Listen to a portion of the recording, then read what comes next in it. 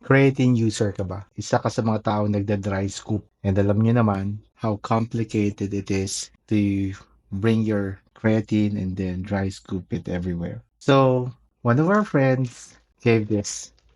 I'll be opening this one.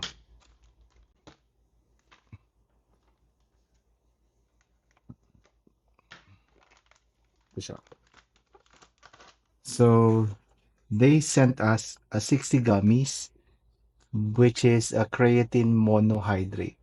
This comes with B12, L-taurine, betaine, and alpha GPC. Ang serving size nito is 3 gummies. So you don't need to scoop and dry scoop to take your creatine. The only thing that you need to do, pop 3 gummies and then you can get the daily creatine requirements that you need for you to work out. Sobrang ganda niya.